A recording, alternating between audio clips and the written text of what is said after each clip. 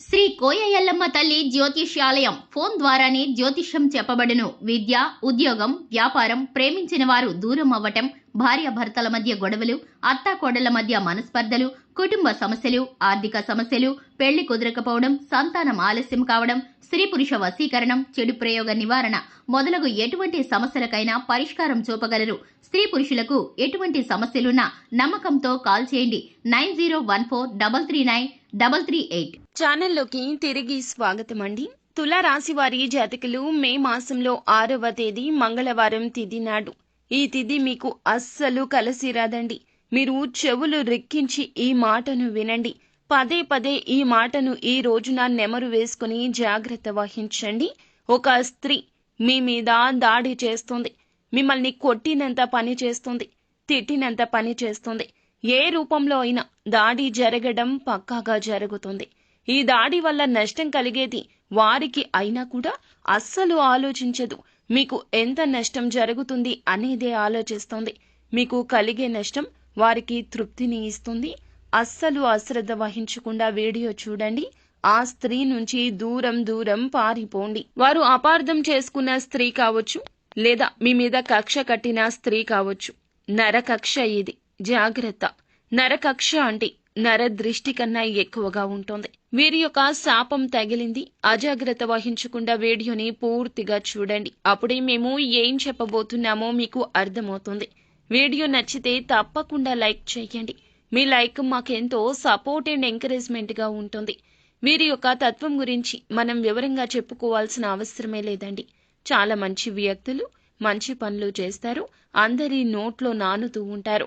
ఎందుకంటే వీరి యొక్క సద్గుణాలే ఇందుకు కారణము. మేలు చేసే వ్యక్తులు కావునే ఎక్కువగా వీరికి కీడు జరుగుతూ ఉంటుంది. ఈ రోజున కూడా ఇటువంటి కీడుకి ఇదే మూల కారణము. నరదృష్టి అధికమై ఇటువంటి నిందలు, ఆరోపణలు ఎక్కువ అవుతూ ఉన్నాయి. ఎంత భయంకర పరిస్థితులు వచ్చినా అధిగమిస్తారు. కొన్ని సందర్భాల్లో కోపం అధికంగా ఉండడం వల్ల వీరికి ఎక్కువగా కష్టాలు వస్తూ ఉంటాయి. వీరి జాతకం ప్రకారం చూస్తే ఒక్కసారి వీరిని పరిచయం చేసుకున్నారంటే వారికి సంబంధించిన పర్సనల్ విషయాలు కూడా చెప్పేస్తుంటారు. అంత క్లోజ్ బాండింగ్ ని ఏర్పరచుకుంటూ ఉంటారు. వీరి వ్యక్తిత్వంలో ఈ మార్పులు తప్పక చేసుకోండి. ఎవరిని గుడ్డిగా నమ్మొద్దు అనే విషయం ఈ రోజున మీకు చెంప పెట్టులాగా అర్థమైపోతుంది. ఎవరు ఎలాంటి వారు అని తెలుసుకోవడానికి ఒక చిన్న తరుణం సరిపోతుంది. ఆ తరుణమే ఇది. ఒక స్త్రీ మీ మీద దాడి చేసే అవకాశం ఉంది, జాగ్రత్త. మీ వల్ల తనకు ఒక సమస్య ఇదివరకు వచ్చి ఉండవచ్చు.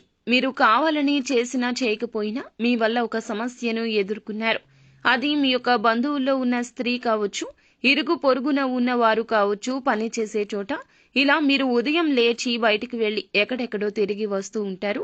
మీరు తిరిగే ప్రదేశాల్లో ఉంది ఈ యొక్క రహస్య స్త్రీ. ఎక్కడున్నా సరే వారు ఈ రోజున ఈ ప్రయత్నం చేయక మానరు. మీరు ఎదుర్కోవాల్సి వస్తుంది ఒక సమస్యను వారి వల్ల. ఇదివరకే ఆ విషయంలో మీరు రియలైజ్ అయ్యారు. అటువంటి స్త్రీ మీ మీద దాడి చేసే అవకాశం ఉంది.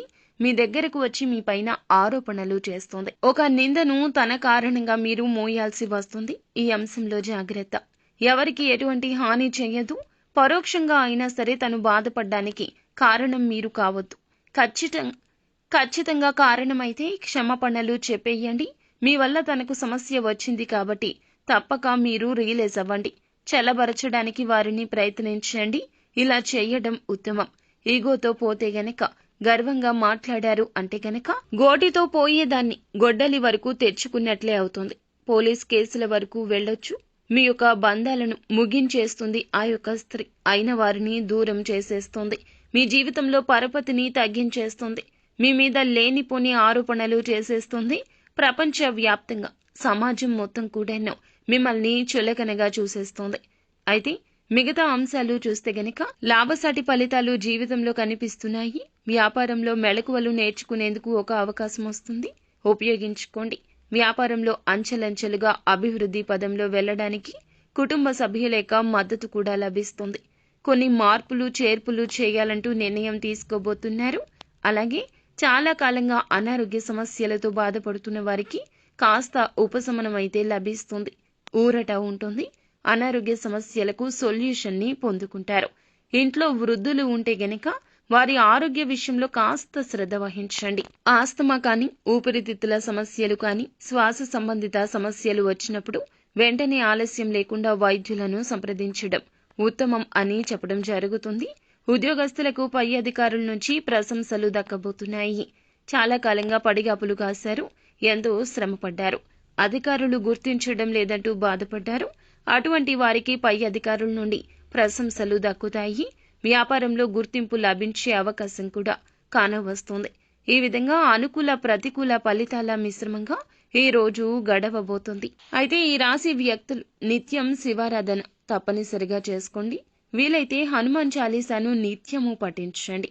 లేదంటే మంగళవారం, శనివారం తిథుల్లో ఖచ్చితంగా హనుమాన్ చాలీసాను పఠించడం, హనుమాన్ ఆలయానికి వెళ్లి ఆయన కాలికి ఉన్న సింధూరాన్ని తెచ్చి నిత్యం నుదుటున ధరించడం చాలా మేలు కలుగుతుంది.